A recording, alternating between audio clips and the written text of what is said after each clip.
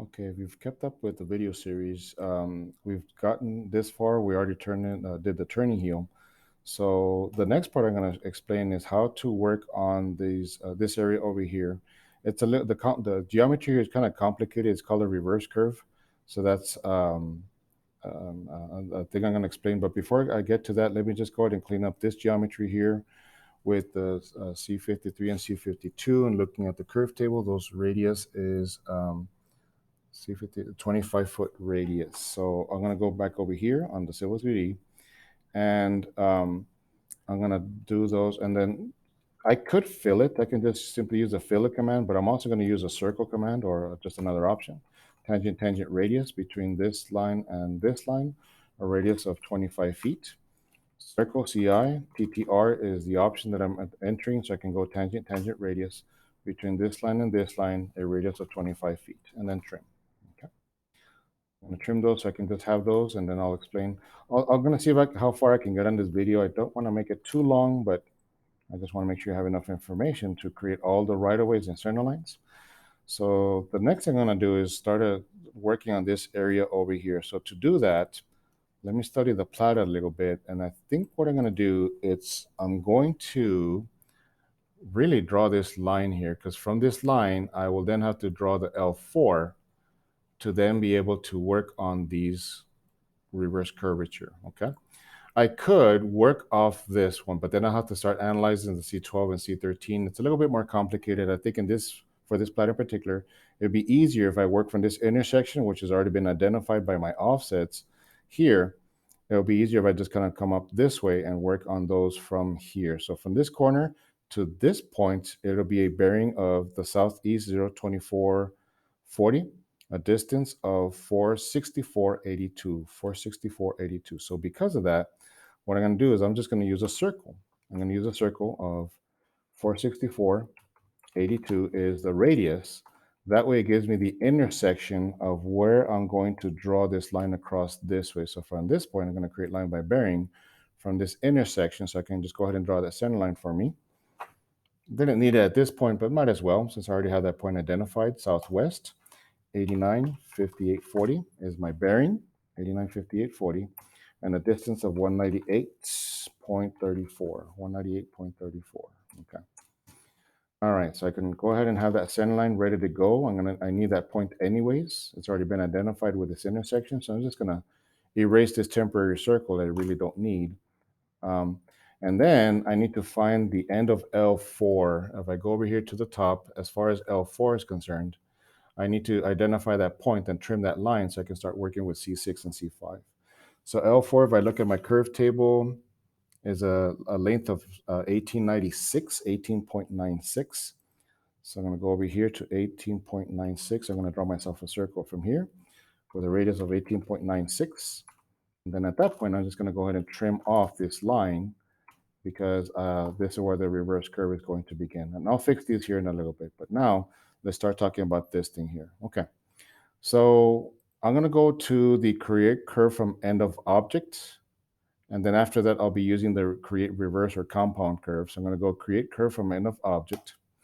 I'm going to select the line closer towards the end of where I want to create the curve. So I'm just going to select it somewhere over here.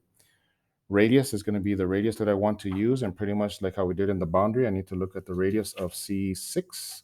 Happens to be 300 according to the chart. And then, oh, you know what? In this case, as a matter of fact, let me do this on purpose. I'm going to enter the delta, like I've always said, of 14 degrees, 54 minutes, and 43 seconds. So I'm going to do this on purpose. I actually did something wrong in that it's going the wrong direction, okay? And I actually needed to go the other way. I need to go this way versus to the right. So that's an easy fix. What happens is that when I'm creating the curve, to get it to go the opposite direction, I'm going to create curve from end of object. I'm going to select the radius. To get it to go the other direction, I just go negative the radius. I'm sorry, yeah, whatever the radius might be. So in this case, E6, it's 300. It's just that I put a negative sign in front of it, and then the rest stays the same as far as the delta is what I always use for these options. 14 degrees, 54 minutes, 4 minutes and 43 seconds. Okay, so in this case, instead of a positive radius, I went with a negative radius to go on the opposite direction. Match properties. Okay, this part here, actually, you can even still use the create curve from end of object. It does the same thing because you just enter a radius and delta. But just to show you that I can use a create reverse, it really works very similarly. But the thing is that, like it says right there in the little graphic, a compound curve is when it keeps curving in the same direction. A reverse curve is when it curves in the opposite direction. So technically, the one I'm going to do right now is an actual reverse curve from the end of this one. So I'm going to use that option, create a reverse or compound curve. I'm going to select it here. And the first thing it's going to ask me, do I want to create a compound or reverse curve? I need to go opposite, so it's going to go reverse. And it's pretty similar to how it works. And of course, I'm going to go to the right. So I'm going to go with 300. The radius and the delta for C5 happens to be, oh, it's the same thing. 14 degrees, 54 minutes, and 43 seconds. Enter. Oops, delta. 14 degrees, 54 minutes, 43 seconds. There you go. Okay. As always, we're always going to have these tiny itty bitty little errors. Whenever you're drawing any type of geometry, line work, arcs in Civil 3D, you're always going to have the error because of the fact that we're working with a small precision error. And as always, you always want to check to make sure it is less than 0.03. It is indeed less than 0.03. So we're actually okay. You never want to leave these here, so you want to simply trim and continue with everything else. So that pretty much confirms that everything we've done up to now is good. Okay. We're here, so might as well let's talk about cul-de-sacs. If you know how to do these, the cul-de-sacs on your own, you're more than welcome to continue to the next video. If you want to keep watching here, you're more than welcome to. I'm going to offset 26 feet because that happens to be the width of the right-of-way in this case. A 52-foot right-of-way, but 26 either way. So I'm going to offset 26 feet, one side and the other. That's properties. Okay. I also need to offset this one 26 feet, one side and the other. I can start laying out my right-of-ways. Okay. I like to match properties as I go. That way I can keep track of what lines and arcs are. And then I'm going to go ahead and do this radius here, C21 and C31. C21 and C31, if I go look at my curve table, C21 is 20, C31 is also 20. So I'm going to go back. Those are 20s. So I'm going to go and put those in at 20s. Fillet radius 20. Here, and here, and here. What about these? C11, C11. Those are 25s. Geez, these guys kind of alternate these quite a bit. It's 25. So I'm going to use a circle, tangent, radius from this to this of 25 feet. Tangent radius from this to this, 25 feet. And trim. There's a little piece of arc that was left over, so I'm going to erase that one. And match properties. Okay, and then this cul-de-sac here, there's actually a small little L3, so be careful of that because there's an L3. At the end of L3, it will be the center of this cul-de-sac. Okay, so we do need to put in that L3 in there. L3 has a bearing of northwest 0120. So I'm going to go ahead and do that. And I'm referring to the curve table. I'm not showing it on the video because you can refer to it. I just want to make this video longer than what it needs to be. I need to go L3 northwest, 0 degrees, 01 minutes, 20 seconds. Okay, L3 is a distance of 6.5. Tiny little tangent. Tangent is a fancy term for line. And then from here, I'm going to draw a circle. So to draw cul-de-sacs, the cul-de-sac, if you look at the radius on the plot, it says R50. So I'm going to go, typical cul-de-sac is from this endpoint, at the radius of 50. Okay, so I just want to make sure that I'm using this endpoint, not this one. Otherwise, everything else will be off. Okay, and then we trim in here. Match properties as I go. And then these radii, the C30 and the C22, C30, I'm sorry. Yeah, C30 and C22 are both 20 feet. So I'm going to go ahead and fillet those with 20 feet. Here and here to here. Okay. And this last cul-de-sac, we can pretty much um, lay that one out by going 150 from this corner and then going this bearing. So I'm going to go over 150 from the corner. So I'm going to go over here to this point. Oh, you got to be careful. Look at that. Remember how, man, that might throw off some people. Remember that when we did this offset, it offset it perpendicularly. So here you need to make sure you actually extend this center line.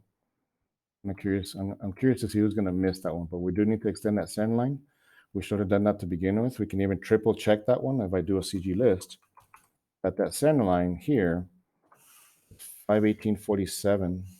Well, the whole thing is 518.47, and this plat didn't add that for me completely. But if I just do the math by looking at 150 and 368.47, yeah, that's correct. Draw myself a circle from the corner here, from that point there of 150. Then create a line by bearing in this intersection going northwest 02321, okay, a distance of 233.72. Okay, so that'll lay out that center line there. Okay, and then from here I'm going to go L5. So there's a tiny little tangent, L5. L5 says, according to the plats, southwest 89. So I'm going to go southwest. Well, I can't go southwest. I need to go the opposite of southwest because it's obviously headed in the other direction. It's headed this way, so it's opposite of southwest, which happens to be northeast. Okay. Northeast L5, 89 degrees. So 89.3639. 89.3639 is the bearing. Okay, L5 is a distance of 15. Properties. Okay, and then draw myself a circle from this endpoint here to establish the cul-de-sac of 50 feet. And then I can offset 26 feet because that happens to be the right-of-way width of 52, so 26 either way from the center line, which is why you like to draw center lines first whenever you're laying out these subdivision plats, all based off of center lines. Think about it, the whole thing is actually based off the boundary. From the boundary, we offset to center lines and right-of-ways. So, okay, trim here. We'll do some fillets, C41, C51, C41, C51. Those are 20s, 43 and 50, 20. So they're all 20s. They're all 20s. Okay. Let me just verify that real quick. C50, C43, 20, 20. Yeah, C51, 20. Okay. So it's pretty much all 20s. So fillet radius 20. Doing that, we would then go ahead and establish all this. So a lot of the right-of-way kind of happened automatically, so you can actually start checking some of that stuff even before we get to our lot lines. This line right in here should be 7903. So that one already happened. I could be able to just check that already with this radii and everything. 7903 bearing, 89, 58, 40, 7903. So let's see if I'm doing this correctly. We're going to find this out right now. This has a distance of 7903 with a bearing of 89, 58, 40. Look at that. We have the same thing up in here. We have this one here that we can check according to our plat. Pretty this one we can check right away. Should be 9276, bearing 89, 58, 40. And if I look at that right there, I have a distance of 9276. Excellent. The right-of-way is most of the time parallel to the center line. So our information is correct. So we have now successfully laid out everything except for the lot lines. Once we do our lot lines, well, I already did a few. Once we do our lot lines, we're basically done with our geometry. We can then continue with labels. The next video I'm going to show you is how to draw some of the lot lines, not all of them, some of the lot lines, and then we'll continue with our video series.